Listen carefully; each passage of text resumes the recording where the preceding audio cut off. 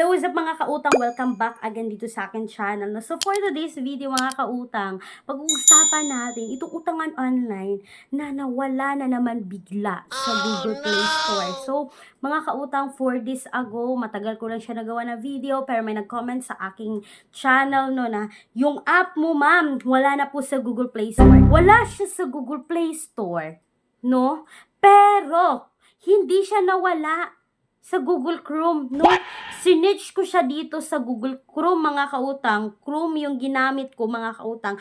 At lumabas.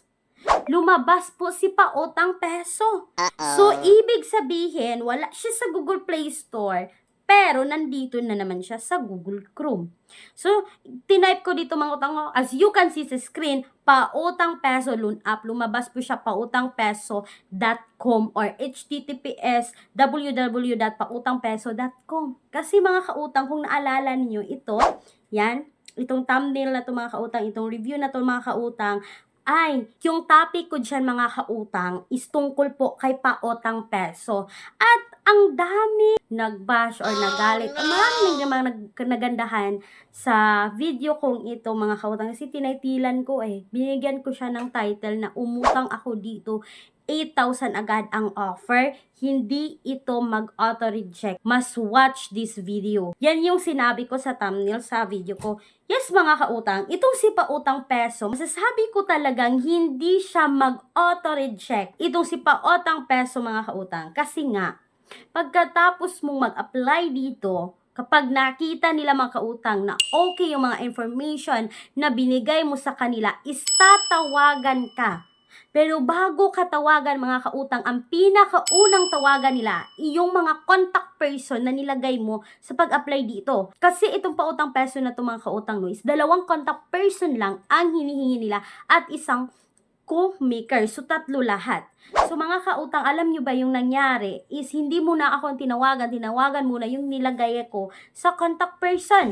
At pagkatapos niyan, kinabukasan, hindi sila mag-auto-decline ha. Hindi sila mag-auto-reject kasi kinabukasan, mga kautang, is tinawagan naman nila ako at tinanong kung ako nga ba ang nag-apply doon, may pa-CI pa silang nalalaman, no?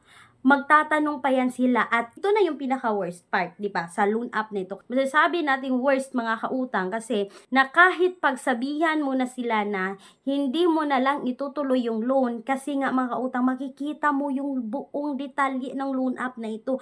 Makikita mo mga kautang kung magkano na lang yung marireceive mo sa offer nila.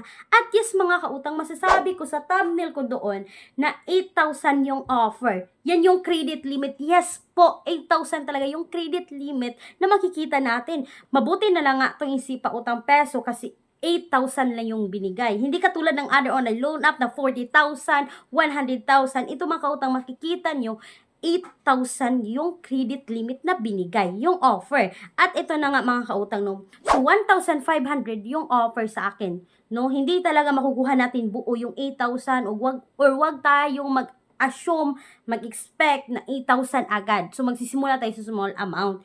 1,500 yung offer sa akin. At ito na nga mga kautang. Makikita mo dito na may e-wallet sila na disbursement fee which is 25 pesos.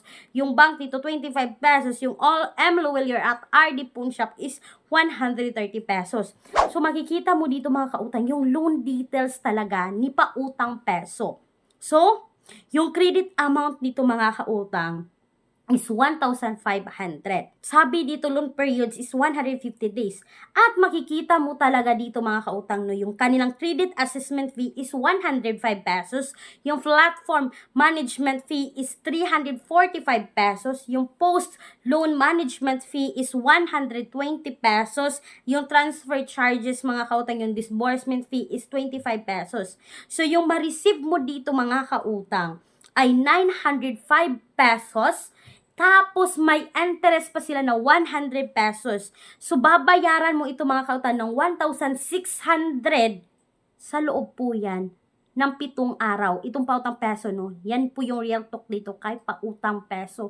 Hindi 150 days itong loan app na ito. So, para sa akin mga kautang, yung mga ganitong online loan app na makikita mo yung details bago mo ma-proceed yung loan, wag nyo nang subukang ituloy pa yung utang. huwag nyo nang subukan pang i-confirm, i-submit yung application ninyo kung as long as makikita ninyo yung loan details na ganito yung interest, na ganito yung loan deduction. So, no need na talaga na ituloy natin yung pag-utang dito kapag sa tingin natin mga kautang na hindi natin kayang bayaran.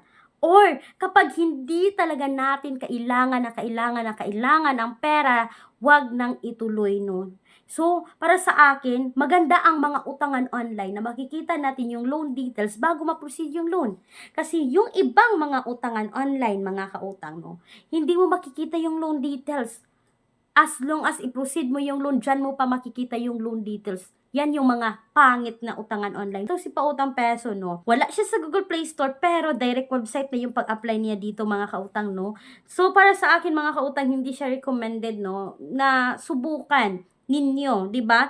Pero pag i-click mo yan, mga kautang, kung mag-direct website kayo dito kay Pautang Peso, is hindi mo na kailangan pang i-install. Kaya ang daming nagtaka kung bakit nawala na siya sa Google Play Store. Or baka, mga kautang, no, nag-update lang yan si Pautang Peso, malay ba natin babalik yan sa Google Play Store? Pero para sa akin, mga kautang, mas maganda na hindi na sila bumabalik sa Google Play Store, katulad lamang ng Quickla, mga kautang, no, na hanggang ngayon si Quickla ay wala pa rin sa Google Play Store, no. So, on the spot search natin si Quickla, no, para makita natin na wala talaga siya. O, di ba, mga kautang, hanggang ngayon si Quickla hindi pa bumabalik sa Google Play Store. Kaya itong si Pautang Peso, wag ka na lang bumalik din sa Google Play Store. So, yun lang po, mga kautang, yung quick review ko kay Pautang Peso, no. Wala na siya sa Google Play Store, pero direct website na ang loan app na ito.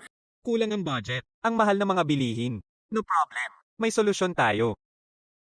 Gamit ang isang valid ID, makakautang ka na sa loob ng 10 minutes o mas mabilis pa. Mag-apply ng loan kahit anong oras. Kahit gabi o kahit weekends or holiday. Maaaring i-check ang pinned comment sa video na ito, bisitahin ang link at mag-apply na. So, speaking of mga other loan app, mga kautang, na direct website, no, you can visit the description box or sa comment section ng video na ito. At bago ko tapusin ang video, mga kautang, no, kung kayo ay employed or self-employed at gusto nyong umutang sa bangko, is you can message me dito para sa karagdagang information tungkol dito, dahil they offer minimum to 20,000, maximum of 2 million pesos. And please take note that all applications submitted is subject for bank approval. Bye. Thank you so much, mga kautang!